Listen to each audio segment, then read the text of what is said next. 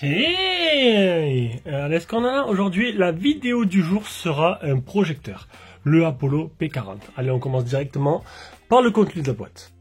Allez, on se retrouve directement pour le contenu de la boîte, ça va être rapide. Donc on aura une télécommande. Alors une télécommande, bouton power, bouton source, et là le bouton focus. Bouton focus qui sera très important, on en parlera après. On aura le câble HDMI, un câble RCA et le câble, alors c'est un câble classique, comme on peut trouver, câble d'alimentation, classique comme on peut retrouver sur la PlayStation 5 ou la Xbox, et le manuel avec le français. Et enfin le projecteur qu'on va découvrir de suite. Donc sur Apollo P40, en fait, quand j'ai fait la vidéo du Wambo X5, certains abonnés me l'ont conseillé en me disant que c'était lui le meilleur rapport qualité-prix. Donc c'est un projecteur qui est actuellement à 199 €. Il y aura sûrement un petit code promo associé directement dans la description avec le lien d'achat directement sur Geekviewing, parce qu'il y a une Geekviewing comme les autres projecteurs. Et du coup, il était disponible, donc je l'ai demandé et je l'ai eu. Voilà. Et franchement, il fait plutôt classieux. La finition est très bonne. Il est vraiment joli. Franchement, il n'y a rien à dire. Donc à l'avant, tu vas retrouver. Donc ça, c'est le capteur de mise au point pour la mise au point automatique. Voilà. Ici, tu as la lentille qui sera dessus. Donc, c'est du Full HD. Ça accepte le 4K, mais ce sera downgradé en Full HD. Donc, il n'y a pas trop de lumière là. Hein. On va mettre sur le côté, histoire que vous ayez une meilleure point de vue.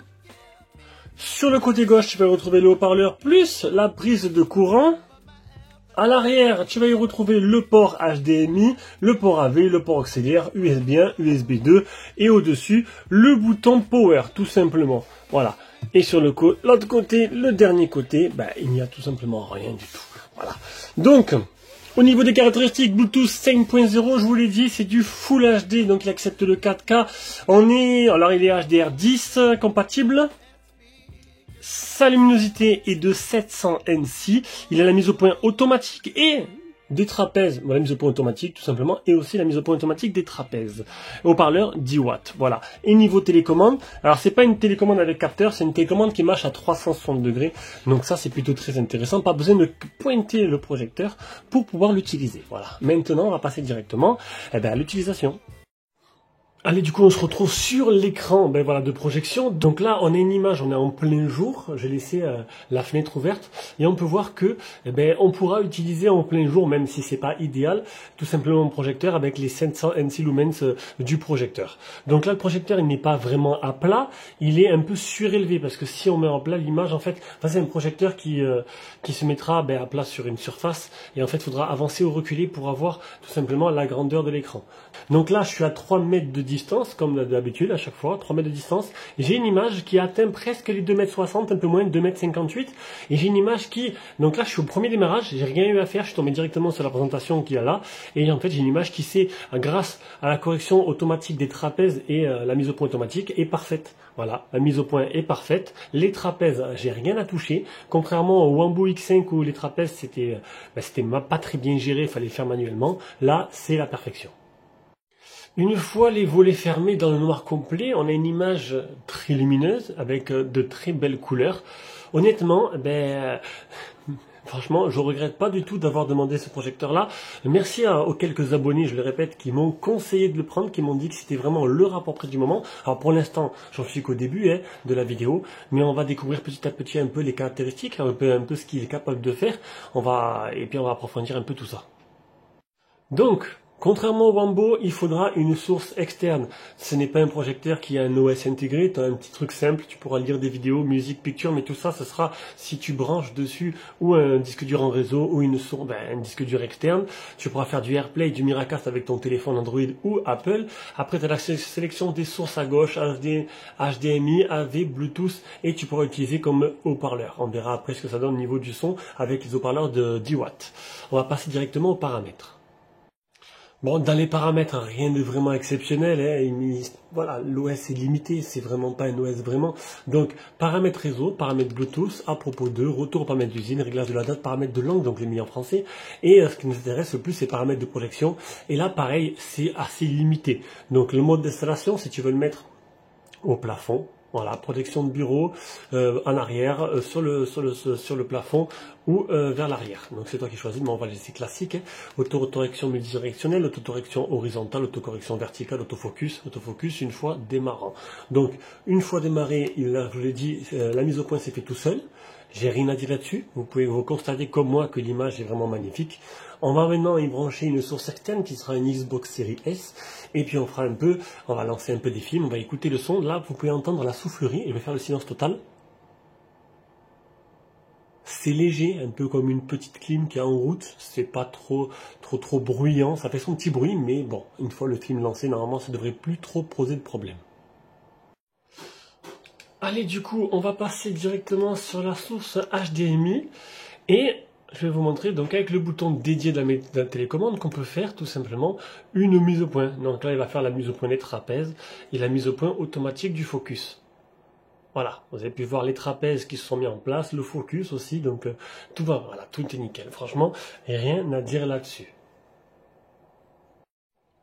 Allez, du coup, on se rejoint pour l'extrait vidéo. Donc ce sera, vous voyez bien le titre, Ready Player One directement sur Netflix.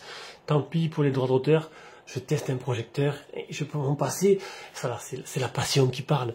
Allez, ce film, je l'ai adoré. On va voir un peu ce que ça donne et on va monter le son pour voir si ça pousse. Les 2 fois 10 watts, on va voir ce que ça donne. Hop, c'est parti. On peut faire ce qu'on veut. Aller où on veut. Sur la planète vacances, on peut surfer sur une vague de 15 mètres à Hawaï, descendre les pyramides à ski, escalader l'Everest, avec Batman. Non mais regardez cet endroit, un casino de la taille d'une planète. Ici, on peut se ruiner, on peut se marier, on peut divorcer, on peut rentrer là-dedans. Les gens viennent dans l'oasis pour pouvoir faire ce qu'ils veulent, mais ils y restent pour pouvoir être ce qu'ils veulent. Grand, beau, effrayant, d'un autre sexe, d'une autre espèce, un personnage réel, un personnage animé, au choix. Deuxième film maintenant, on va tester un petit dessin animé, voir ce que ça donne et on fera le bilan juste après des 2 films.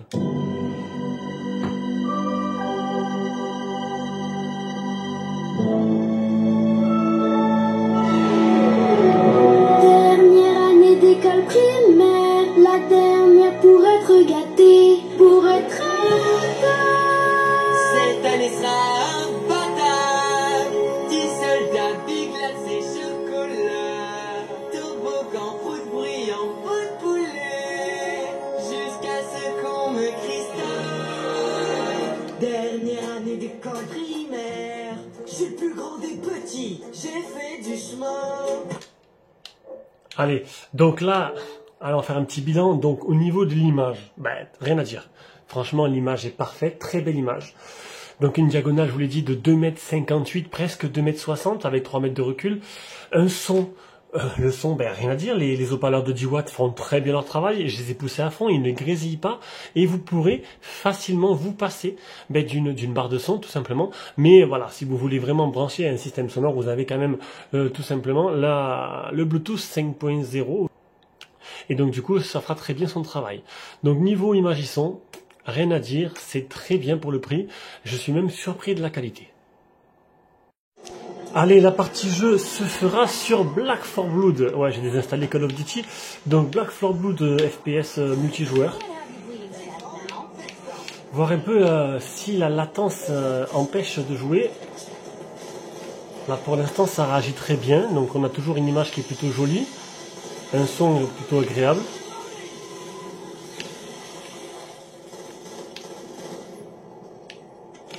Franchement, rien à dire, je valide totalement ce projecteur. Maintenant, alors, lequel choisir? Parce qu'on va me demander, on va dire, et lui, tu prendrais quoi entre le Apollo P40 et le Wambo X5? On va baisser un peu le son, on va même revenir sur le menu principal. Donc voilà, maintenant, lequel choisir? Parce qu'on va me poser la question, ça c'est sûr. Alors entre le Wambo X5 qui coûte quand même un chouïa plus cher, mais pas tellement. Il y a une quarantaine d'euros d'écart entre les deux.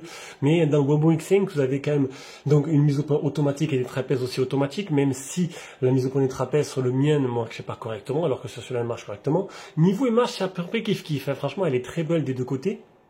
Le son, alors honnêtement là maintenant de tête je ne peux pas vous dire le son lequel est le meilleur, il est très bon sur le Apollo P40, je ne me rappelle plus trop la qualité sonore du Wambo, faudrait que je regarde la vidéo, ce que j'avais dit dessus, mais sinon là, donc on peut se passer de barre de son, on peut utiliser le projecteur seul, voilà, je pense que vous aurez compris, rapport qualité-prix, les deux se valent, ils sont un chouïa un peu plus cher le Wambo, mais le Wambo a l'avantage d'avoir un OS complet avec Android TV et toutes les applications déjà préinstallées.